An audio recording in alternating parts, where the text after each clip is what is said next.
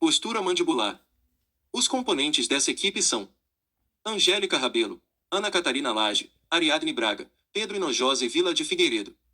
A oclusão é a relação estática e dinâmica entre as superfícies oclusais dos dentes superiores e inferiores, que devem estar em equilíbrio com as demais estruturas do sistema estomatognático, ossos, dentes, músculos, nervos e ligamentos, todos em equilíbrio. Posições mandibulares. A mandíbula costuma se manter em uma posição ou uma postura, ou seja, um posicionamento mais constante em relação à maxila. Porém, ele varia, estando o indivíduo consciente, na vigília, ou inconsciente, durante o sono. A partir dessas posições inicia-se ou finalizam-se todos os movimentos mandibulares funcionais, constituindo, portanto, uma função fundamental nas atividades motoras do sistema estomatognático. Postura mandibular durante a vigília. Posição ortostática é a posição em que o indivíduo se encontra ereto, sobre seus pés, com os braços estendidos paralelamente ao corpo. Às vezes é utilizada como sinônimo da posição anatômica.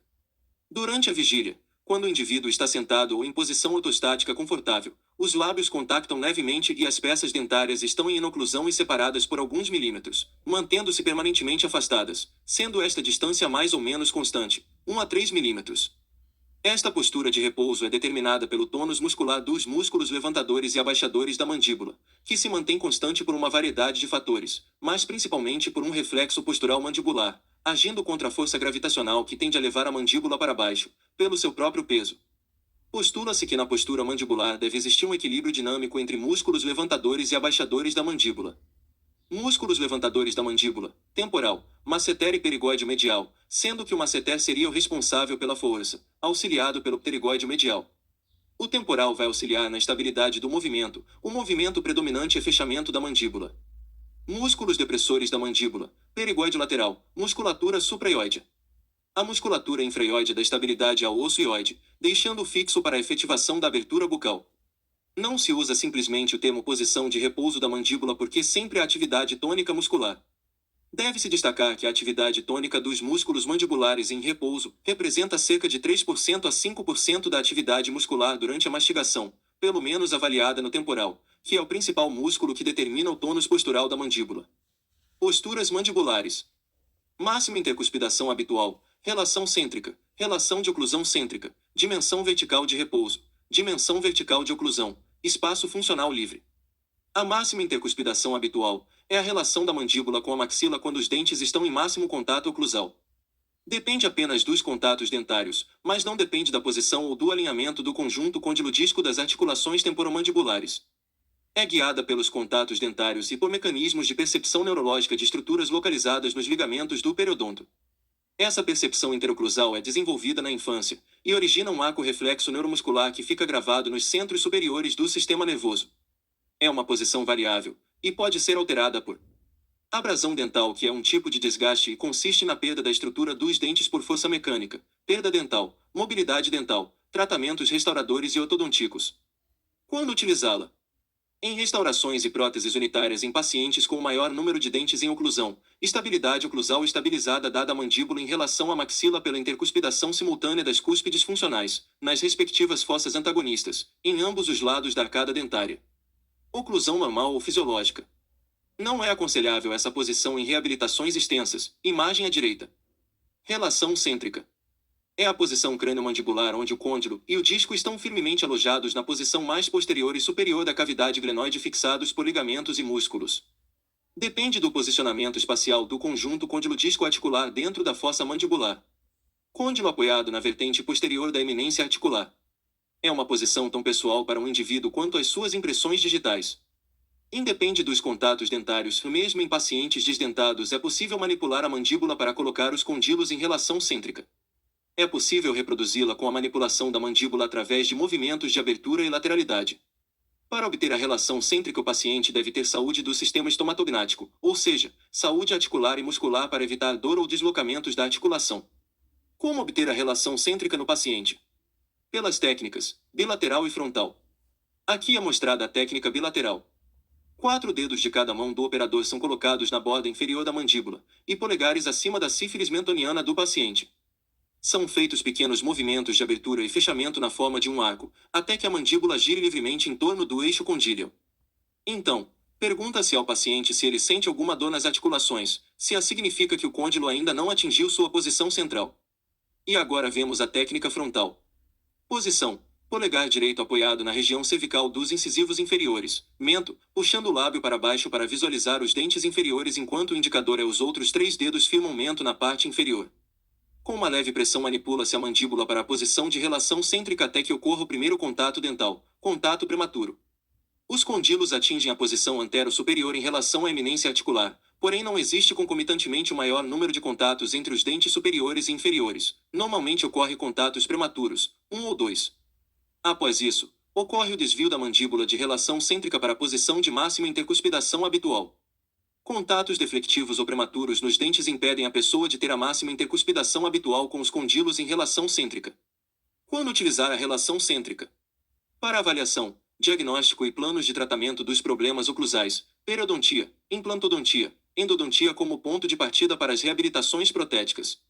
Para reabilitação oral. Relação de oclusão cêntrica.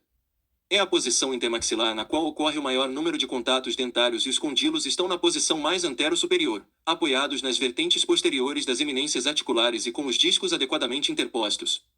Na ROC, não há contatos prematuros, pois quando não manipulamos a mandíbula em RC, os dentes superiores e inferiores alcançam o maior número de contatos dentários. Apenas cerca de 2 a 10% da população apresenta relação oclusão cêntrica. Em que momento deve ajustar a oclusão para atingir a ROC? Quando apresentar diferença significante entre a posição de RC e MIH e essa diferença desencadear o desequilíbrio do sistema estomatognático, desequilíbrio na relação entre os dentes e o periodonto que pode levar a patologias relacionadas à oclusão como a mobilidade e desgaste dental e lesões cervicais de origem não cariosa. Nesses casos será necessário o ajuste oclusal visando promover equilíbrio oclusal e mandibular. Como obter a ROC nesses casos? Ajuste oclusal por desgaste, próteses dentárias, tratamentos ortodônticos, cirurgias ortognáticas. Todos esses procedimentos realizados de maneira individual ou em conjunto podem promover o equilíbrio oclusal e mandibular, atingindo assim uma relação de oclusão cêntrica. Dimensão vertical. É a medida da face entre dois pontos quaisquer selecionados e conveniente localizados um acima e outro abaixo da boca, normalmente na linha mediana da face. Exemplo: um na base do nariz e outro na base do mento. Na imagem observa-se uma face com perfil harmônico que é a correta, uma face com dimensão alongada, dimensão vertical alongada e uma com a dimensão vertical reduzida que deixa o paciente com um aspecto envelhecido. Se houver redução do terço inferior da face, a estética é prejudicada. É fundamental na preservação da saúde fisiológica do sistema estomatognático. É classificada em dimensão vertical de oclusão e dimensão vertical de repouso. Dimensão vertical de oclusão. É a dimensão vertical da face, quando os dentes estão em máxima intercuspidação habitual, MIH, e os músculos estão contraídos em seu ciclo de potência máxima. É a altura vertical da face mantida pela oclusão das cúspides de contenção cêntrica dos dentes posteriores, inferiores e superiores quando incluem cúspide é uma unidade funcional dos dentes posteriores e dos caninos. Ela ajuda na mastigação e na oclusão. Mantida pela oclusão das cúspides vestibulares inferiores, posteriores em oclusão com as cúspides palatinas dos dentes posteriores superiores, ou seja, o contato entre as cúspides de contenção cêntrica vão manter a dimensão vertical de oclusão. Depende da presença dos dentes em oclusão. As imagens seguintes retratam a diminuição da dimensão vertical de oclusão pela perda precoce dos dentes posteriores. Perda do 2 graus pré-superior e dos molares inferiores leva à vestibularização dos dentes superiores anteriores, ou seja, migração desses dentes e adaptação a uma nova MIH. Dificilmente a dimensão vertical de oclusão diminui, contudo, a ausência de dentes posteriores e as atrições severas podem levar à redução dessa distância, da DVO. Consequências da diminuição da DVO. Aquilite angular, cujos sintomas são boqueira, inflamação e fissura do ângulo da comissura labial, é causada por ressecamento, rachaduras e lesões avermelhadas no canto da boca. Essa lesão crônica só vai melhorar com o estabelecimento da DVO correta. Outra consequência da diminuição da DVO são as alterações musculares as quais deixam o indivíduo com aspecto envelhecido. Aumento da DVO. Pode ser alcançado pela confecção de próteses dentárias e placas. Ao confeccionar uma prótese total deve-se determinar uma dimensão vertical de oclusão correta pela extrusão de dentes permanentes. Entre as consequências está a alteração da musculatura e a dificuldade de fonação. Dimensão vertical de repouso. É a dimensão vertical da face quando a mandíbula se encontra sustentada pela posição postural ou de repouso fisiológico dos músculos do sistema estomatognático e com os lábios em leve contato. A mandíbula não se encontra em oclusão, independente da presença de dentes. Nos pacientes que não têm nenhum dente nós podemos determinar a posição da DVR, pois ela depende apenas da posição postural da mandíbula quando os músculos do sistema estomatognático estão em seu estado de tônus normal. Estado de equilíbrio estático dos tecidos faciais e temporomandibulares, principalmente dos músculos depressores e elevadores, mantido pelo tônus muscular através dos ligamentos articulares. É a partir da dimensão vertical de repouso que uma dimensão vertical de oclusão é determinada para reabilitar e confeccionar próteses para pacientes que perderam todos os dentes. Espaço funcional livre. É a distância entre as superfícies oclusais e incisais dos dentes antagonistas, quando a mandíbula está na posição postural ou de repouso muscular fisiológico, dimensão vertical de repouso. Os dentes estão desocluídos e há um espaço interoclusal. A DVR é a soma da DVO e do EFL. O EFL representa a diferença entre a DVR e a DVO, correspondente a aproximadamente 3 mm, podendo variar de 1 a 5 mm.